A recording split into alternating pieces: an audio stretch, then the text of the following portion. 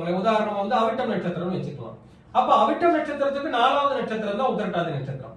அப்போ நட்சத்திர தாராபலனும் இருக்குதுங்க, புஷ்கர நவாம்சம் இருக்கு அப்படின்னா கண்டிப்பா அந்த திசையில அவர் நல்லா ஆவாருங்க. ஆனால் மிகப்பெரிய அளவிற்கு உயர முடியாததற்கு காரணம் என்னவா இருக்கும் அப்படின்னா அந்த ஜாதகம் கர்மயோக ஜாதகமா இருக்கும். உதாரணமா இப்ப சொன்னேன் இல்லைங்களா, இப்போ சனியும் சந்திரனும், அதாவது பாத்தீங்கன்னா அவர் கும்ப லக்னம், கும்பராசி, அவிட்ட நட்சத்திரம் 2ல சனின்னு வச்சுக்கோங்களேன்.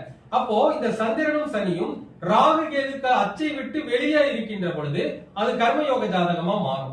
இப்போ உதாரணமா நம்ம சொன்னோம் இல்லைங்களா, இப்போ சனி மீனத்துல, சந்திரன் கும்பத்தில் இருக்கிறார் அப்படிங்கும் போது இந்த சந்திரன் சனிக்கு இந்த பக்கம் ராகு கேதுக்கள் இருந்து ராகு கேதுக்கு அப்பாற்பட்டு எல்லா கிரகங்களும் அடைபட்டு சந்திரன் சனி மட்டும் தனித்திருந்தால் அது காசி ஜாதகமா இருக்கும். இந்த மாதிரி கர்மயோக ஜாதக அமைப்பு உள்ளவர்களாலையும் புஷ்கர நவாம்சம் என்ற ஒரு உயரிய நிலையை அடைய முடியாம போயிடுதுங்க.